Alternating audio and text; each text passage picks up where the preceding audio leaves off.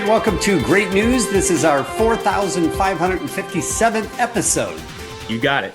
You know how people do that, Mike? It drives me crazy because I know. What have we done? 51? Maybe. No, Maybe 51? we've done 60 something. All right. 4,060 something. Doesn't matter. Listen, this is a podcast about all positive stories that help, restore your faith in humanity. People are good. People are doing good things. They do not get covered. So that's what we do on this podcast.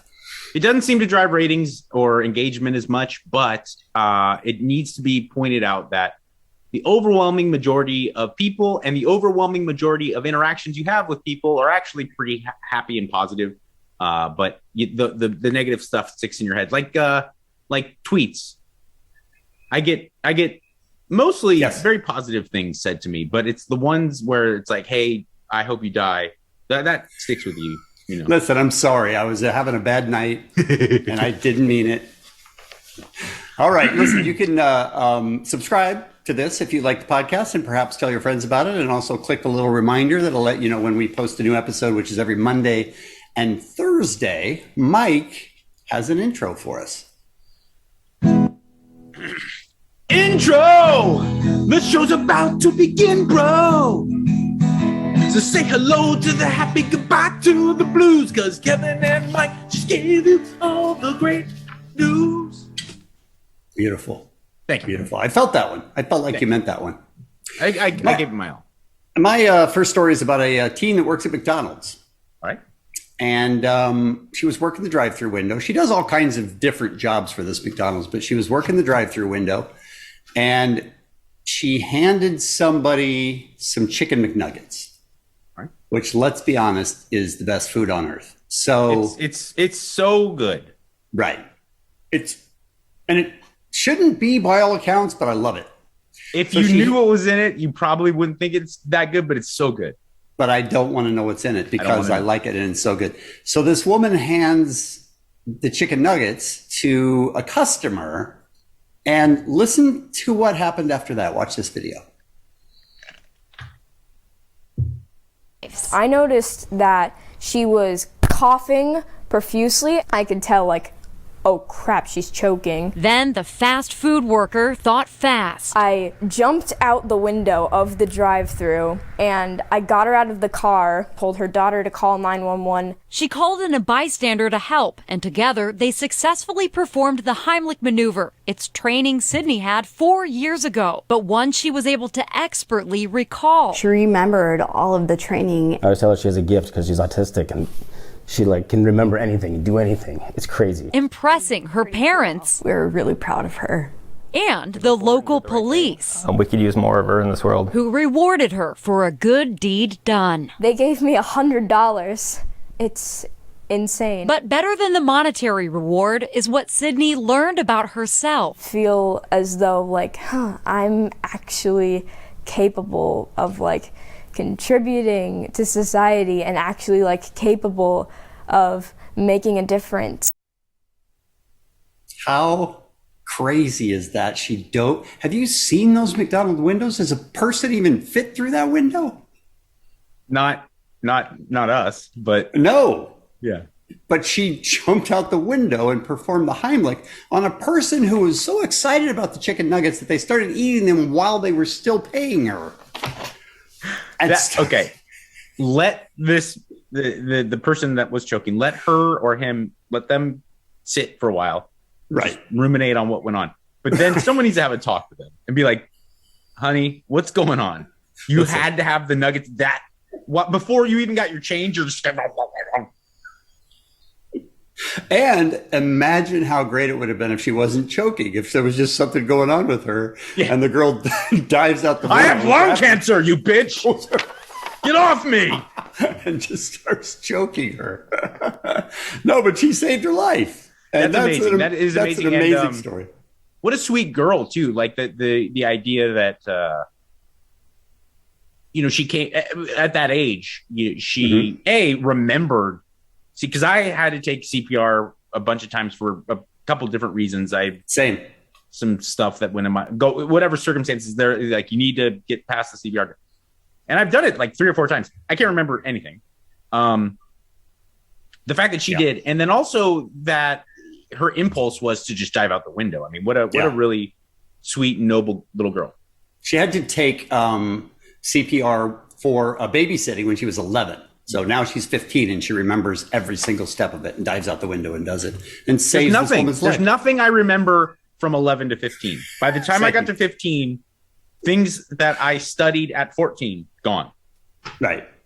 Agreed. She remembered it all. And the parents said that she had autism, and I couldn't tell from the video, but she apparently has that kind of memory, which was amazing in this particular case because she saved a woman's life who couldn't wait to eat her chicken nuggets until she got her change.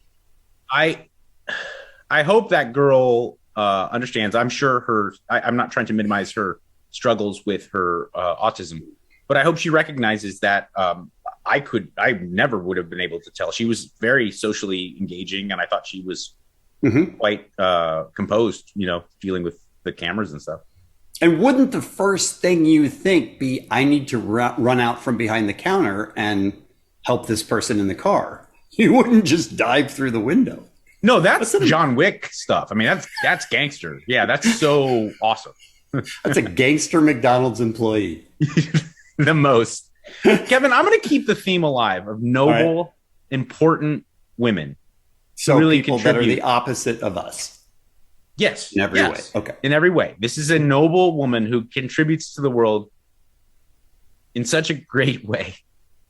Kevin, I just want to let you know that Yanette Garcia wants to remind us that it's Christmas time. Hit it.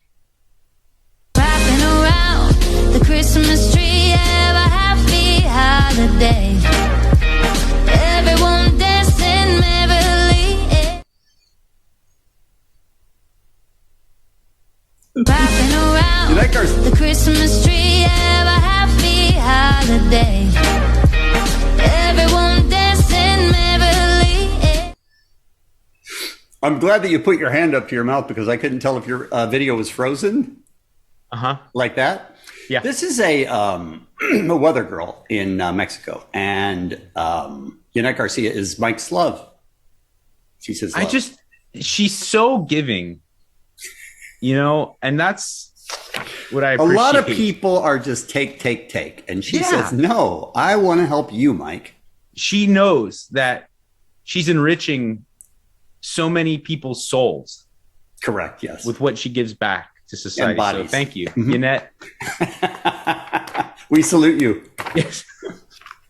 All right. The next video is a little bit longer than usual, but it's totally worth it because this woman, Shirley Raines, is an amazing person. And when you hear what she went through as a child and when you hear what she does as an adult, you'll think this is a person that is so much better than me and totally worth it. Check out her story. Let me see, homie, what we working with here? I'm married to the streets. Here's the eyelashes, and we're gonna bring the wigs. I married them. Here's your straight wig. You want a wig, Chocolate? I love you. Okay, baby, love you too. It's for better or for worse. I asked him to move so we could put the table there. If he didn't want to move, he wouldn't have moved, so why are you involved in it? Jeez.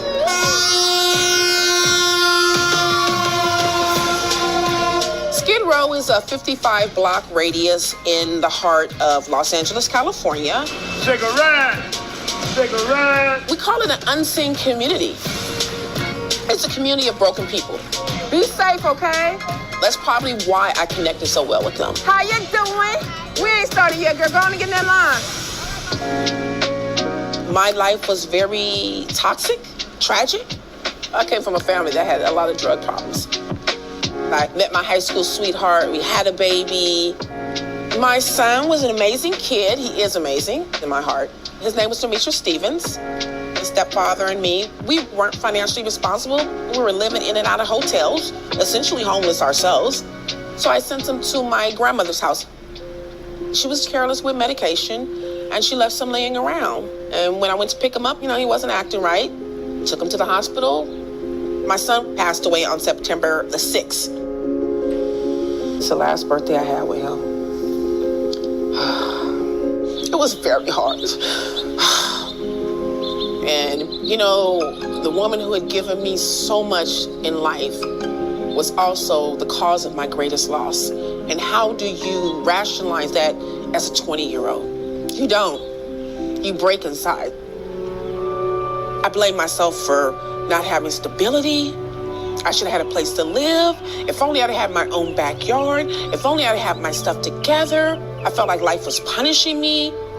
I was pregnant with my oldest daughter, and I said, well, I can't kill myself while I'm pregnant.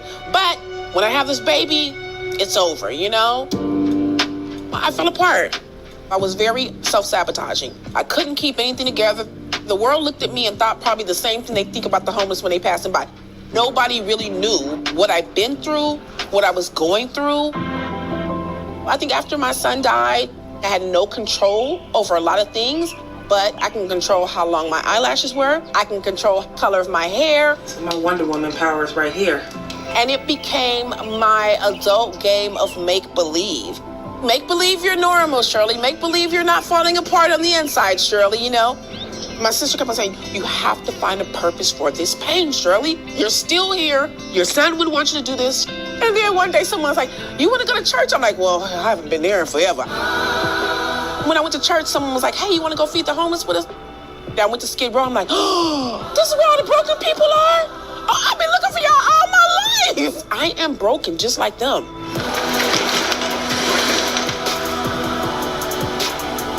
I know that I walked around many years, my body was fine, but my spirit was crushed. It was dead.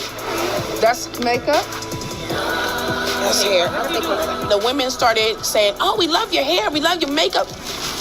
I thought, well, let me just start coming out here on my own, doing the hair, giving them eyelashes and doing makeup. This is pretty right here. Yeah, okay. Their body was still here, but their spirits were dead. I'm like, we gotta give this spirit some CPR. Yes, I have a lot of wigs, so I'll save you one, Queen. They started calling me the makeup lady. I never wanted to leave. I love them because I am them.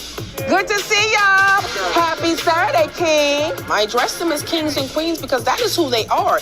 We want to make them feel beautiful. What you want? Hair? Haircut? Hair? Okay. Not all queens live in castles. I've met a lot of queens and kings on the street. I was just on the verge of going into a hospital and saying, you know, I can't take it anymore. I'm done. I give up. And that quick little hello and hug let me know there's hope and people care. Lay back on my hand. There you go. It is just being seen, being touched, being cared for. You want a face mask? You want to do one on me? Yes. All right. It plants a little bit of self-esteem in them so they feel like, okay, maybe no one knows I'm homeless because I have a fresh cut. Maybe I can go do this job because I don't look like I used to look. It's misperceived, Skid Row. I have shoes, I have clothes, dignity, I have pride, motivation. I'm just unfortunate to not be able to afford rent. I come over here and when we're done, after eating, after my haircut, I feel just that much taller, that much better. How about her? God damn it, Kevin. I know. She actually said the words, you're broken? I've been looking for you my whole life. How it's beautiful is that? Everything about that story is just beautiful, man. It's amazing. And you like Skid Row is hard to explain if someone hasn't seen it. You there's no way you could possibly like adequately explain what it's like to see. You can't believe that exists on Earth, but most certainly you can't believe that's America. You're like, this is unreal. And for her to really dive into the belly of that and provide a service that clearly really, really, really changes the way people feel about themselves. It's everything about that is that's like a home run, bottom of the ninth game winning home run. Great news story. Awesome That work. is Shirley Raines. She's a CNN hero, and for good reason. Yeah. And also her deep humanity, the deep sympathy that she felt, the caring, the loving is one aspect of that. But her ability to deal with adversity, because the loss of a child there's absolutely nothing even in the same ballpark, in the same sport as the pain someone must feel losing a child. And she was able to not only pick the pieces back up and keep going, but to then transition into doing such giving things. It's really amazing. And it's something that she was passionate about. She can, you know, you can start doing stuff with whatever your abilities are, whatever you care about. She cared about makeup and about wigs and stuff. So she went down there and said, let me help you with what I can do. She also goes on to then hook up with different food groups and help feed the homeless down there as well. They're her family. Yeah. And I don't personally know of that because I've never experienced any type of hardship anywhere close to that. But I do remember John McCain discussing when he was alive about how when he was a prisoner of war, that it was very important for he and his other prisoners of war that he was he got captured with, that they shave and that they comb their hair, and because it's just like the small thing that reminded them that they do matter, and that even though in the face of all this hardship, that it was important for them to keep themselves put together because it did keep their spirits up. I actually feel bad doing this next story after that. You should. And I don't even know what it is. It is amazing, and it is great news in the sense that it will uplift you. It did me, maybe because I'm childish, but there's this girl, Stephanie Matto. She is a reality TV / YouTube star. She was originally on 90 Day Fiance. Mm-hmm. And she has been raking in the dough. And I mean, balling out with her new side hustle, Kevin. Yes. Check this out. She has been bottling up her farts. Oh, I can't imagine why this story is a sad one for you to go to after the last one. Well, she's making $70,000 a week, and what? $70,000 a week. You said a week, though. You meant a year. I mean a week. A month. I mean a week. LA Public Schools here, so 52 weeks in a year, 70,000. I don't know, but it's 35 something. It's 3.5 million. Is that? Am I right? 3.5 million. Let's not do math. Okay, but it's a freaking extraordinary amount of money that she is making because she farts and then really quickly corks a bottle that she had to her asshole.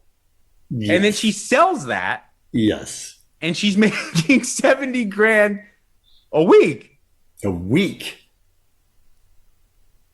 If anything, I wanted to do this story so that I could tell the story. I'm sure you've heard this story, but you know about Kimmel destroying Carolla in this kind of similar fashion.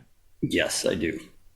I do know it quite Kimmel well. Had a coffee tin, okay, and it was like really good, exquisite Kona coffee, right? And he rips a humongous fart into it and then puts the cap on. And then Carolla comes in, and like everyone in radio, Adam and Jimmy are coffee addicts. We all just like it's something that becomes a part of the business. Everyone loves coffee, right? And Jimmy goes, Adam, this is like straight from Hawaii, the top of the line Kona. You gotta smell this. You gotta smell this Kona coffee. It's amazing, best beans in the world. And Adam's, complaining about something. He comes over and Jimmy opens it, and Adam's face was like one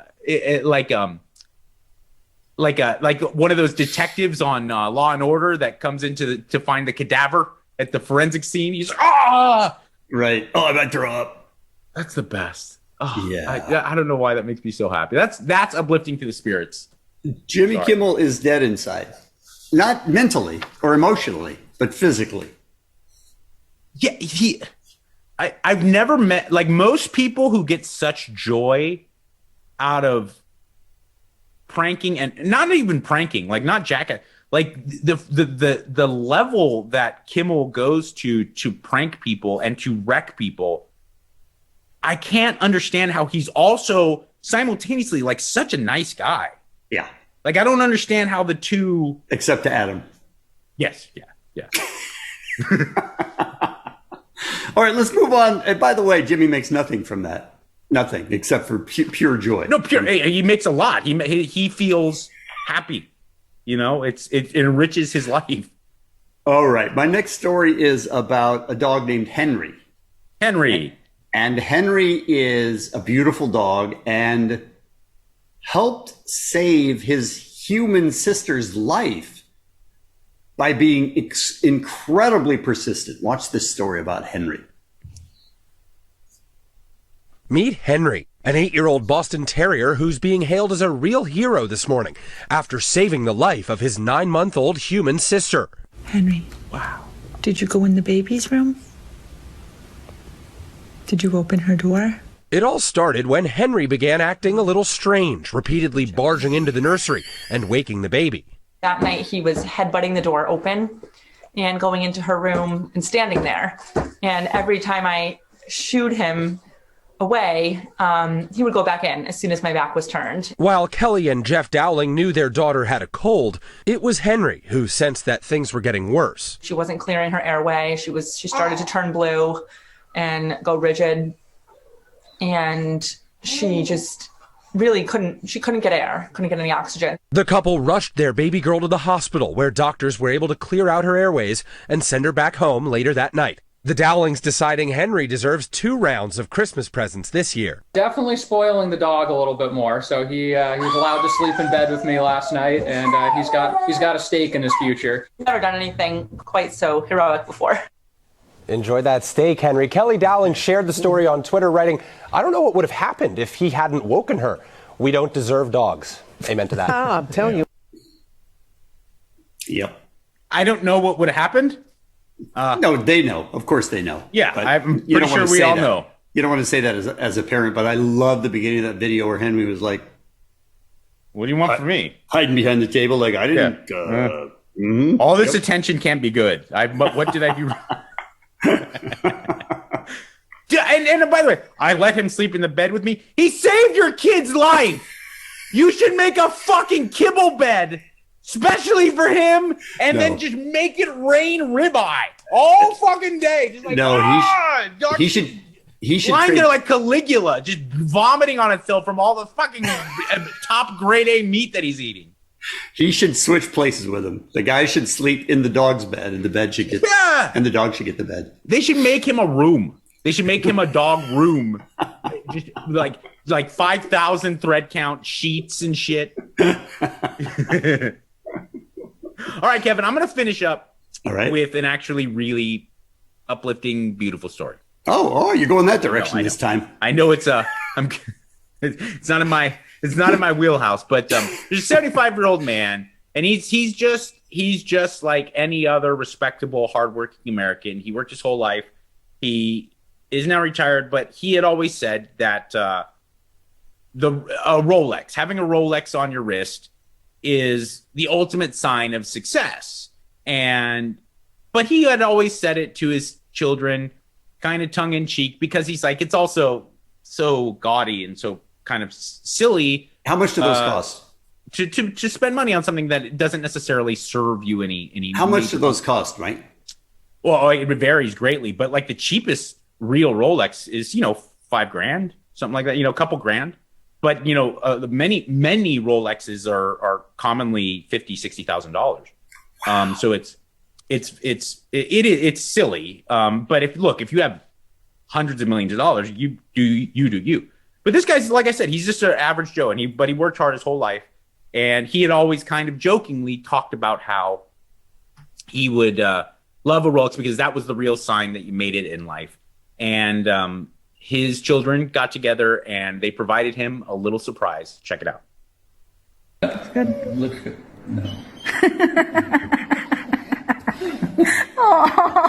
For donations.